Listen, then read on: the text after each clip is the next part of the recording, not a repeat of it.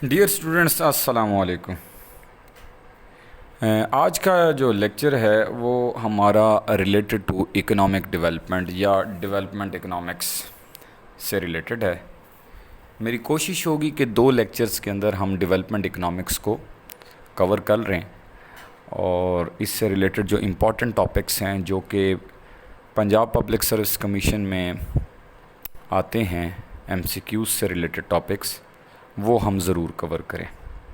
सबसे पहले स्टार्ट करते हैं। हमारे पास है difference between economic growth and economic development. अक्सर ये भी एमसीक्यू आ जाता है कि व्हाट इज़ इकोनॉमिक डेवलपमेंट या इकोनॉमिक ग्रोथ से रिलेटेड। तो आपको बेसिक डिफरेंस पता होना चाहिए। इकोनॉमिक ग्रोथ कब होती है? व्हेन योर जीडीपी और जीएनपी राइज। बेसिकली क्या है कि when there is change in productive capacity of the economy. आपकी economy more goods and services produce कर रही है, you will say okay it's economic growth. अगर ट्रेडिशनल व्यू को देखें इकोनॉमिक डेवलपमेंट की, तो उसके अंदर जो बात की जाती थी it was related to economic growth. But आप कहते हैं yes, it's a traditional definition of economic development जो है वो कहती है कि इकोनॉमिक ग्रोथ ही इकोनॉमिक डेवलपमेंट है। But economic development is a broader concept. It includes economic growth plus some structural changes in the economy. So what are these structural changes? Your structural adjustments. It means along with economic growth, your quality of life must be improved. अगर आप Michael P टुडेरो की book को follow करें, that is this one, 11th edition or any edition that you have, you will see that he has compared 2 views of economic development, the traditional view and the modern view. जो आपकी traditional view है वो कहती है कि yes, GNP increase हो जाए economic growth हो जाएगी, पर कैपिटा इनकम इंक्रीज़ हो जाए इकोनॉमिक ग्रोथ हो जाएगी। But in real sense economic development will be achieved when you will achieve the improvement in quality of life along with economic growth. So that's why economic development is a broader concept. So you must see the difference. इस shorter एक ये जो session है मेरा, ये 2 lectures का, इसके अंदर मैं आपको एमसीक्यू पॉइंट ऑफ व्यू से तकरीबन सारी बातें बता सकता हूँ, लेकिन इतना इन डेप्थ स्टडी पीपीएससी के स्कोप में नहीं आती। आपके पास टाइम है, you can follow the book Michael P Todaro. इसके स्टार्ट के पहले 2-3 पेजेस को ज़रूर पढ़ें, यू विल सी, और आपको बहुत अच्छी बातें मिलेंगी। इसमें आपको डिफरेंस काफ़ी सारे पता चलेंगे।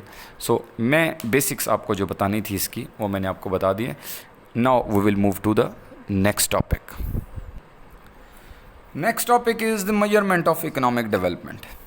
Okay, measurement of economic development अगर देखें तो there are 4 criterias.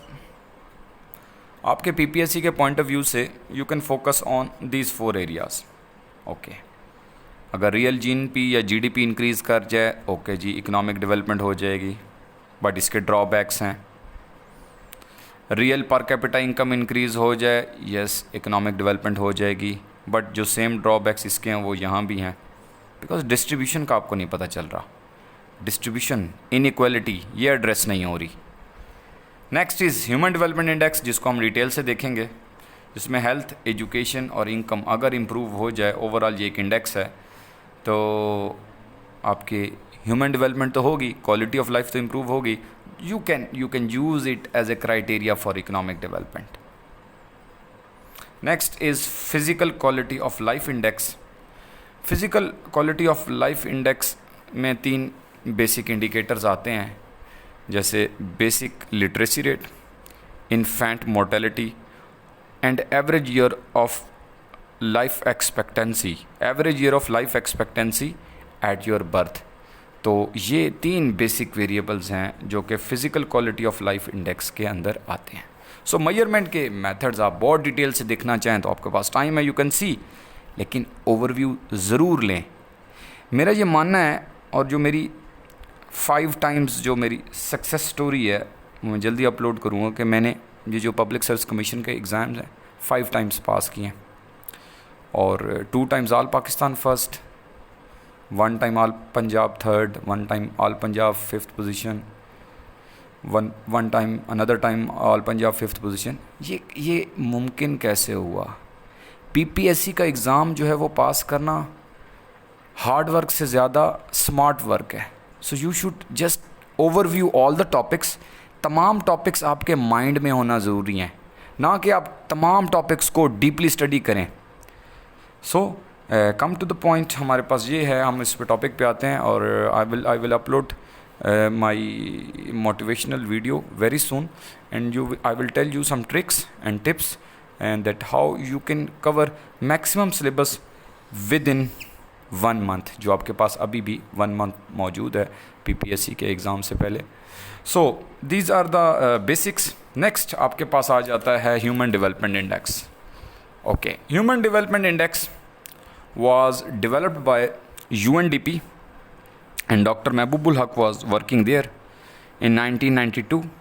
You can see it, हो सकता है कहीं 1990 भी दिया हो, तो 1992 और 1990. And this can be used as a criteria for measuring economic development that I have told you earlier. Human development जो है index, it is comprised of 3 main indicators: education, health and income. For income, he has used per capita income at purchasing power parity. Health के लिए use किया है life expectancy को, average age को कहते हैं.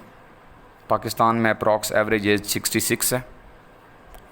एजुकेशन में 2 इंडिकेटर्स फर्दर लिए एजुकेशन को मेजर करने के लिए. फर्दर एजुकेशन का इंडेक्स बनाया जिसमें अडल्ट लिटरेसी और ग्रॉस इनरोलमेंट, ये 2 वेरिएबल लिए. और एजुकेशन का फर्दर क्या बना, इंडेक्स बना. रीज़न, जाहिर सी बात है, आप 2 वेरिएबल्स हैं, 2 वेरिएबल्स की वैल्यू को ऐड करना है तो इक्वल वेटेज से तो नहीं करना. लिटरेसी को कोई वैल्यू देनी थी, वेटेज देनी थी, ग्रॉस इनरोलमेंट को भी वेटेज देनी थी. सो एजुकेशन के जो ये फर्दर इंडेक्स उसने बनाया, इसमें 2 वेरिएबल ये adult literacy and gross enrolment. Adult literacy जो है उसको 2/3 वैल्यू दी, और जो आपके पास ग्रॉस इनरोलमेंट है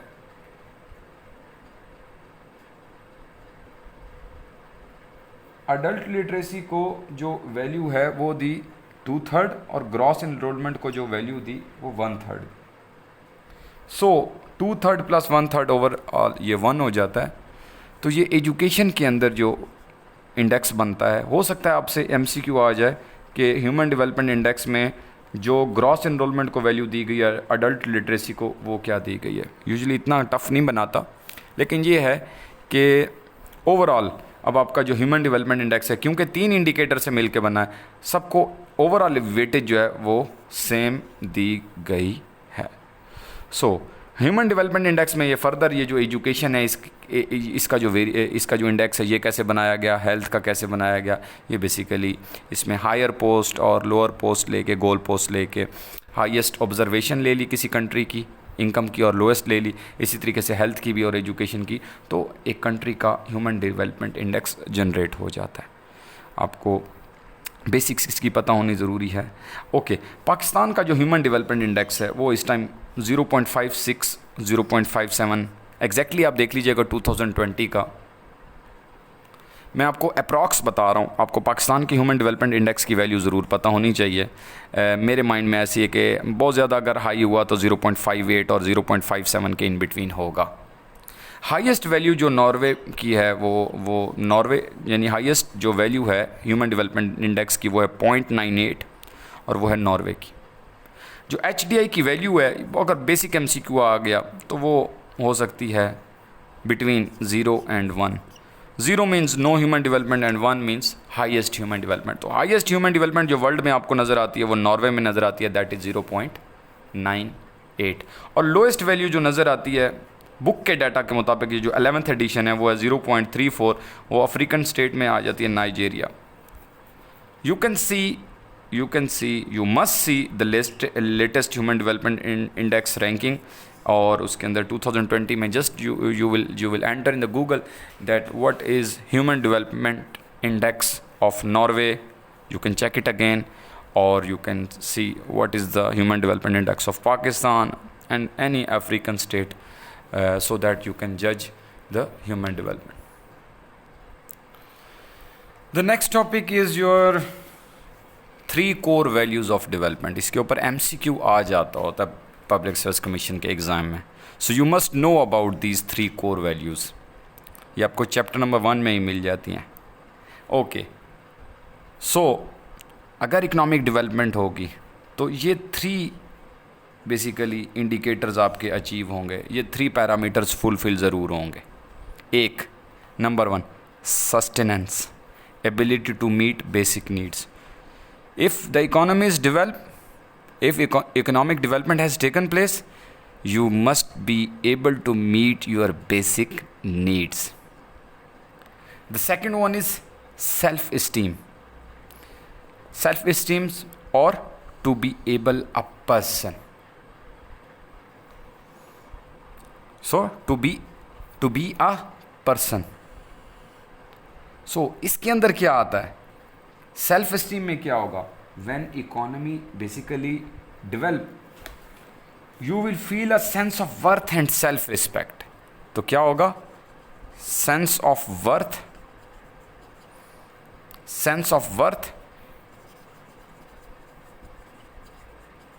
एंड सेल्फ रिस्पेक्ट.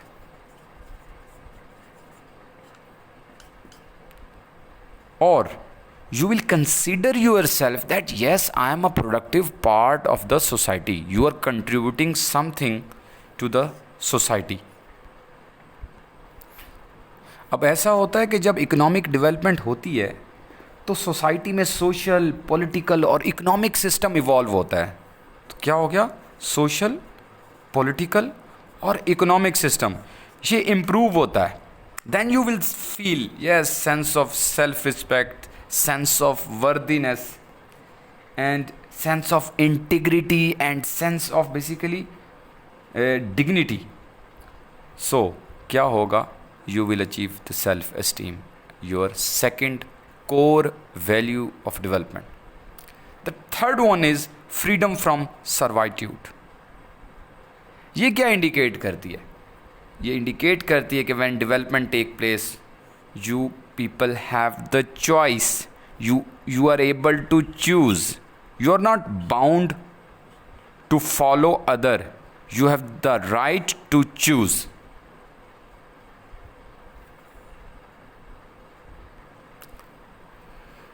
So क्या होता है कि जब इकोनॉमिक डेवलपमेंट होती है तो थर्ड स्टेज में you have the choice to live your life according to your own will. You have the choice to enjoy. You have the choice to maximize your satisfaction. ठीक है, तो ये आपके पास क्या हो गया? Freedom from servitude. तो ये आप देख लेंगे, ज़रूर देख लेंगे 3 कोर वैल्यूज़ को.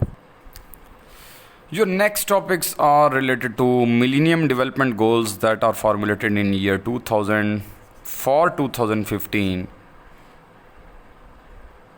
That what has been improved in these 15 years among the 8 goals related to education, health, maternal health, women empowerment, water and sanitation, poverty, HIV AIDS like disease.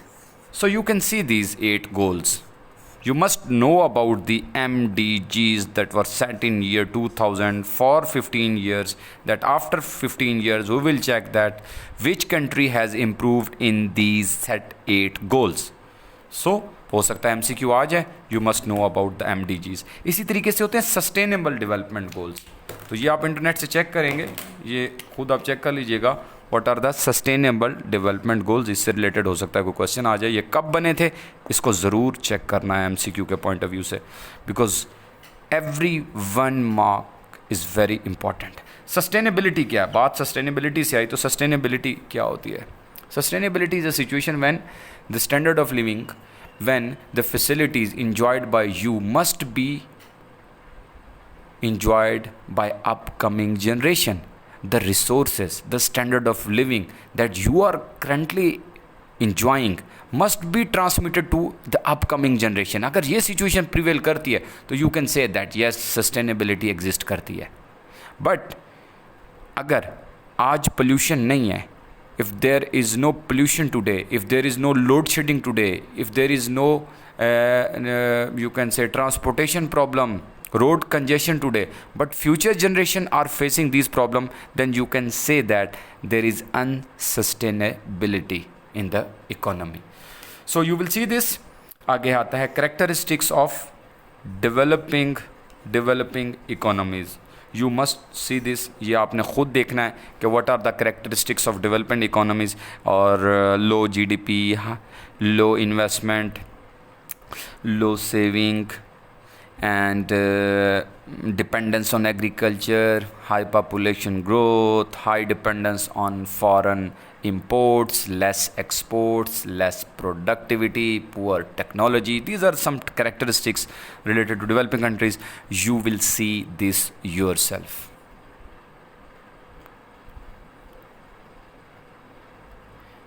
Next comes your theories of economic development. Okay, we will focus on some of the theories of economic development. Prominent one is W.W. Rostow. Basically जो W.W. Rosto की theory है ये बताती है transition को, कि when economy moves और starts its journey from under development to develop country, तो 5 स्टेजेस से उसने गुजरना है, ये W.W. रोस्टो के accordingly. First one is traditional society.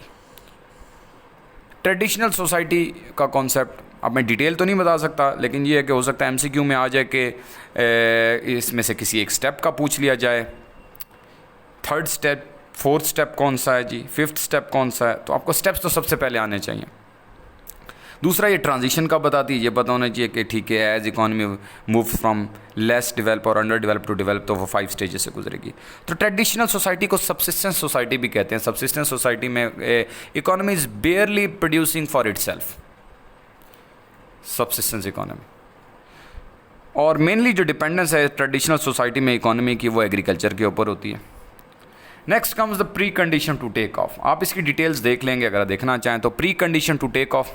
Okay, so when you take off, when an economy take off, there are some conditions. मैं इसको थोड़ा सा एक्सप्लेन करता हूँ. सो W.W. रोस्टो को समझाने के लिए हमारे टीचर्स एक जेट फाइटर की एग्जांपल लेते हैं, एक एरोप्लेन की एग्जांपल लेते हैं कि ट्रेडिशनल सोसाइटी एक ऐसी सोसाइटी होती है जैसे एक एरोप्लेन है, एक जेट फाइटर है, उसके अंदर पेट्रोल ही नहीं है, वो स्टैगनेंट है, वो स्टार्ट ही नहीं हुआ. तो इसका मतलब ये है कि वो ट्रेडिशनल सोसाइटी है. Precondition to take off. आप जहाज़ ने एक टेक ऑफ करना है तो उसकी प्री कंडीशन क्या है कि वो रनवे पे भागेगा भाई, उसके लिए उसके पास पेट्रोल होना चाहिए, उसके लिए जो उसका पायलट है वो ठीक होना चाहिए. ओके, सो इकोनॉमी जब टेक ऑफ करने से पहले, यानी 3rd स्टेप से जाने से पहले, तो basic ingredients of economic development का होना ज़रूरी है. So that can be increase in your investment, और you are moving from agriculture to industry.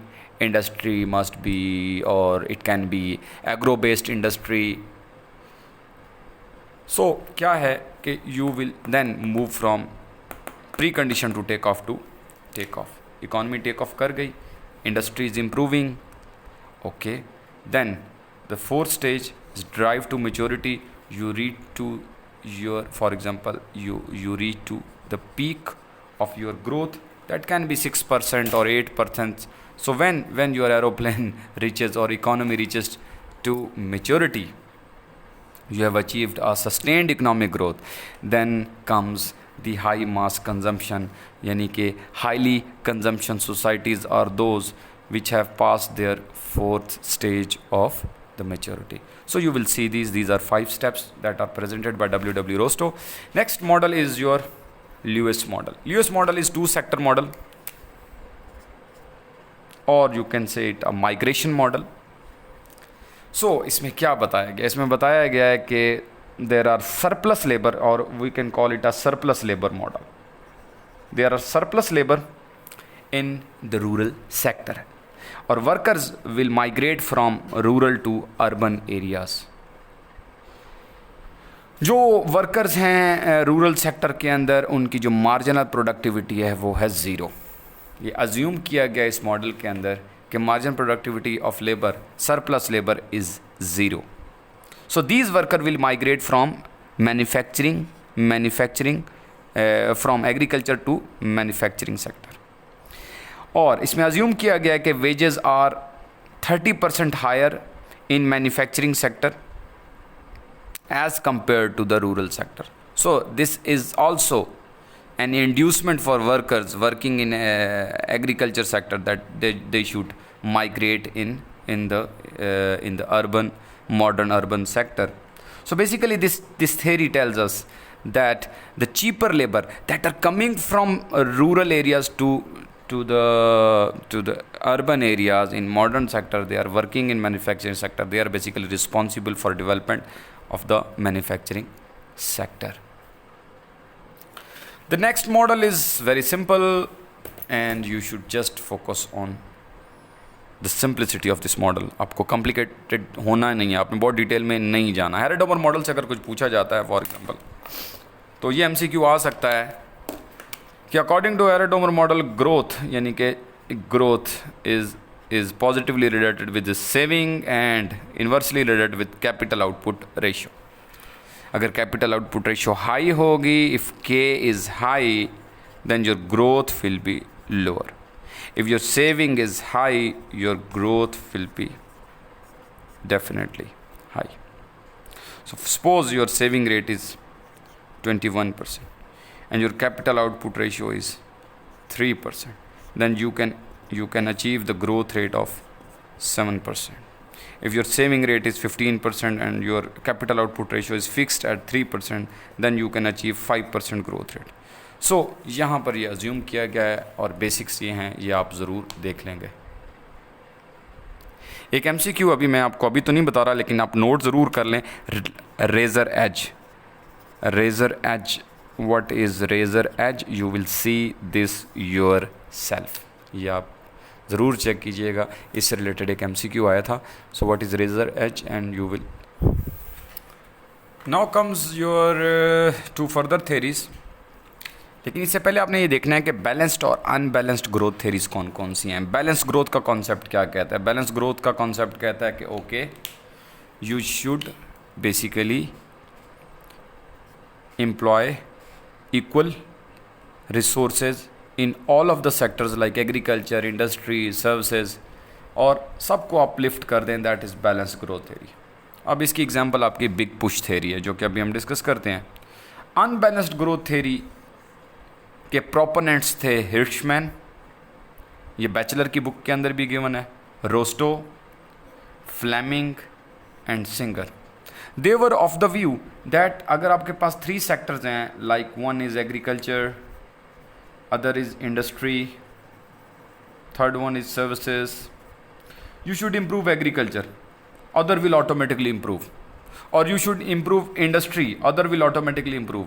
This is the concept of unbalanced growth that is present by Hirschman, Singer, Fleming, Rostow. You can see any bachelor level book, even your आपकी जो उर्दू की books हैं, अगर आप वो भी follow करते हैं तो you can understand this. Okay, vicious circle of poverty. इसकी 2 साइड्स होती हैं, एक डिमांड साइड होती है, एक सप्लाई साइड होती है। मैं बेसिक बता रहा हूँ इसका, बाकी आप चेक कर लें, क्योंकि एक लेक्चर के अंदर मोस्टली बातें नहीं बताई जा सकती, मतलब कुछ बातें नहीं बताई जा सकती। मैक्सिमम मेरी कोशिश है कि मैं आपको बता दूँ।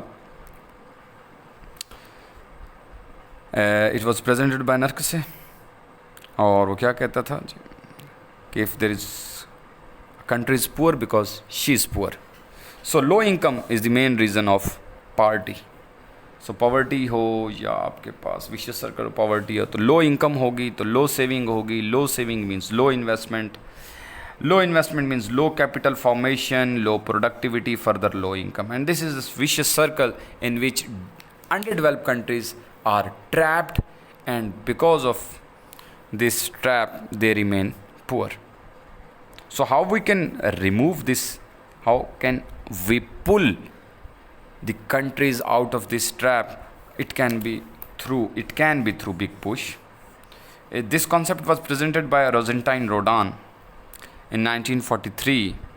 He said comprehensive investment package, comprehensive investment package in all the sectors, of the economy will pull the poor country out of the poverty trap, or it can develop by injecting a huge investment package in the economy. So this was the concept. आप इसको देख सकते हैं, बजाय इसके कि आप उसकी डायग्राम देखें जो कि बड़ी कॉम्प्लिकेटेड है, उसे कभी एमसीक्यू नहीं आया, लेकिन बेसिक ज़रूर पता होनी चाहिए हर टॉपिक की, जो कि मैंने अभी आपको बता दी है. Okay, the next topic is poverty. Okay, poverty is a situation when someone is unable to meet his basic necessities within his resources or income. तो ये जो डेफिनेशन है ये एब्सोल्यूट पॉवर्टी की है. सो एब्सोल्यूट पॉवर्टी क्या है कि when someone has lack of resources as compared to its basic needs, when someone is unable to meet his basic necessities, basic livelihood within his income, तो you can call him absolute poor. relative poverty क्या होती है? relative poverty में आ जाता है comparison, when you lack resources as compared to someone else. when you compare Pakistan with USA, तो आप कहते हैं as compared to USA Pakistan is poor. आपके पास कार है Mehran, you are comparing your car with Mercedes, तो आप कहेंगे yes I am relatively poor. So क्या है कि रिलेटिव पॉवर्टी में क्या आ जाता है आपके पास comparison. So how we can measure the absolute poverty, there are two ways. एक है आपके पास है poverty gap and other measure is head count ratio. Head count ratio is a very simple measure. It has a formula H/N. ये MCQ पूछा जा सकता है. H are the heads, these are the people who are living below the poverty line. Poverty line क्या चीज़ है? Poverty line basically है the minimum income required to meet the basic needs. So it is between $1.5 to $2 per day per person. If someone is earning $1.5 to $2 a day is not poor. But poverty line से अगर आप below हैं, you are not earning even $1.5 a day, you are set to be poor. So head count ratio में जो H है, ये H show करता है the people who have income below the poverty line. N is your population. So if 5 persons in a society of total 100 are below the poverty line, you can calculate your head count ratio by dividing 5 over 100, that is 0.05.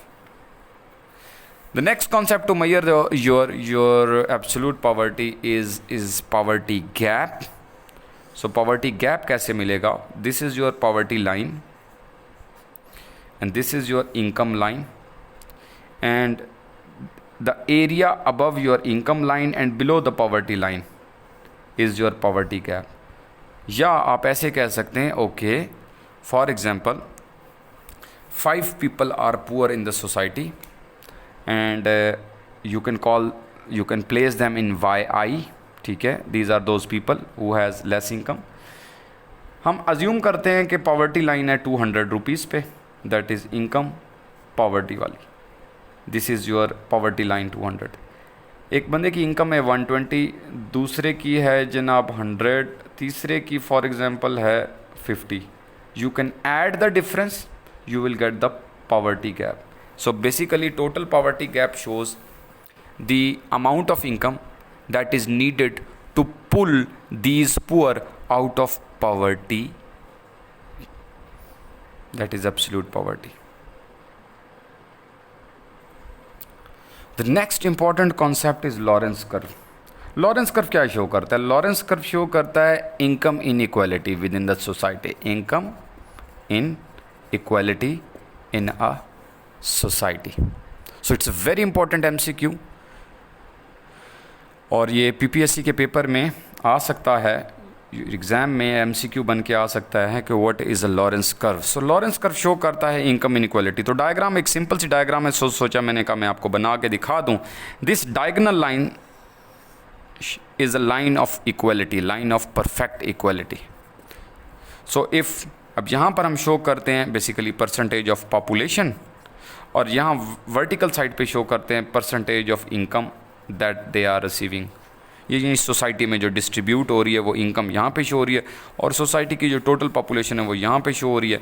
अगर आप 0 से इस तरफ को read करेंगे तो you are reading basically poor, और अगर आप 100 से इस तरफ रीड करें तो you are reading basically rich once.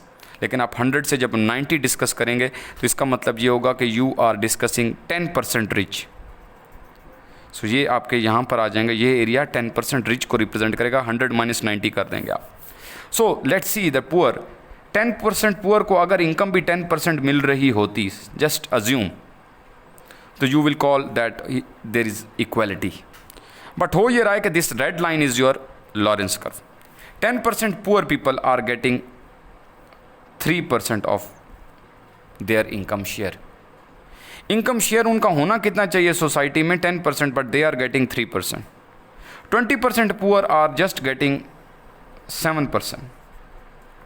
So this shows inequality. ये लॉरेंस कर्व जितना इस डायगोनल लाइन से दूर होगा इनइक्वालिटी उतनी ज्यादा होगी। ये एमसीक्यू भी पूछा जा सकता है। In your L1 Lorentz curve, inequality is less. At L2, inequality is high. So, the larger the away your Lorentz curve would be from this diagonal line, higher would be inequality. ये अपने point याद रखना है। So perfect inequality कहाँ पर होगी? ये line of equality तो ये हो गई। परफेक्ट इनइक्वालिटी ये होगी कि ये लॉरेंस कर्व मूव करते करते यहाँ पर आ जाए, और ये लाइन मैं बना रहा हूँ, दिस हॉरिजेंटल लाइन और दिस वर्टिकल लाइन, ये ग्रीन लाइन आपकी जो है this is line 1 2। For example ये 1 2 लाइन जो है this is line of perfect inequality. So अब यहाँ पर अगर आपने रिच को शो करना है कि रिच को कितना मिल रहा है, तो वो यहाँ से शो कर सकते हैं कि देखें 100 से 90 पे आए, ये 100 से 90, ये 10% रिच जो है वो इनकम कितनी लेके जा रहे हैं। मैं रेड लाइन तक ही जाता हूँ। They are getting this much of income. उनको ऊपर से रीड करेंगे। 100 से आप ये कर लें 60, तो 100 से 60 का अगर आप करते हैं तो 40%। सो जो रिच हैं, rich 10% are getting 40% of income. So ये पॉपुलेशन जो रिच की है वो they are getting maximum share. So there is inequality in the society. ये लॉरेंस कर्व आपको बताती है। Next topic is related to Gini coefficient. So आपका जो जीनी कोफिशिएंट है, basically Gini coefficient is a mathematical measure of inequality. It has a value between 0 and 1. 0 means no inequality, 1 means highest inequality. Okay, so how will we get this Gini coefficient? This is basically obtained by area A and this BCD. ये total area of this triangle. So area A divided by BCD, this total area. So this would be the formula for Gini coefficient. If you have a higher value of A, your Gini would be higher, your Gini would be higher, your inequality would be higher. It's understood. देखिए आप Lawrence curve जितना दूर लेके जाएंगे आपकी A की value increase होती जाएगी तो इनइक्वालिटी इंक्रीज होगी। It's very simple. Hopefully you have got the point. Next very important MCQ के पॉइंट ऑफ व्यू से आपका टॉपिक जो डेवलपमेंट इकोनॉमिक्स में आता है वो है Kuznets inverted U shaped hypothesis या Kuznets inverted U shaped curve. ये क्या बताता है? एक सिंपल सा रिलेशनशिप को एक्सप्लेन करता है। जस्ट आपको इतना समझना है। बेसिकली ये क्या कहता है कि as economy develop, as your economy basically develop, initially inequality rise. देखें 0.25 से 3 ये जीनी कोफिशिएंट की वैल्यू इंक्रीज़ कर रही है। और इकोनॉमिक डेवलपमेंट को किससे मेजर किया गया? यहाँ पे पर कैपिटा इनकम से। As your per capita income is increasing, initially inequality is increasing, after a certain point your inequality starts falling. But ऐसा क्यों होता है? ऐसा होता है बेसिकली ट्रिकल डाउन इफेक्ट की वजह से। ट्रिकल डाउन थ्योरी या trickle down effect states that as economy develop, basically government starts supporting the rich ones, start facilitating the rich ones, the industrialists, by giving them tax relaxations, by giving them leverage to pay taxes installment and so on, any leverage by giving them subsidy, जिससे क्या होता है जो poor और rich का जो gap है income का वो इनिशियली इंक्रीज हो जाता है up till this point. After that these rich ones reinvest their obtained profit in the economy and inequality starts moving back. So this is the concept of Kuznets inverted U-shaped hypothesis. You must read this according to basically बहुत ज़्यादा detail में नहीं, बस MCQ point of view से इसको ज़रूर देखना आपने. Thanks a lot. आज के लिए इतना काफ़ी है. बाकी जो रिमेनिंग डेवलपमेंट इकोनॉमिक्स के टॉपिक्स हैं आई will upload very soon. My channel is basically for the welfare of the students. अगर आप व्यूज़ देखें 2-3 व्यूज़ 100 व्यूज़ 200 व्यूज़ से कोई अर्निंग नहीं होती है. मेरा मोटिव अर्निंग नहीं है. I will deactivate these videos after your exams. So basic purpose आपका ये चैनल बनाने का ये है था कि जो मेरे स्टूडेंट्स या वो स्टूडेंट्स जो जिनकी एक्सेस रिसोर्सेज तक नहीं है, एकेडमीज़ तक नहीं है, they can get benefit. So if you are getting benefit, like my videos, subscribe the channel and press the bell icon so that my new videos can reach you as quickly as possible because time is too short. दोस्तों की मदद करें, वालिदैन की इज़्ज़त करें, उनकी खिदमत करें और नमाज ज़रूर पढ़ें. Thank you very much. अल्लाह हाफ़िज़.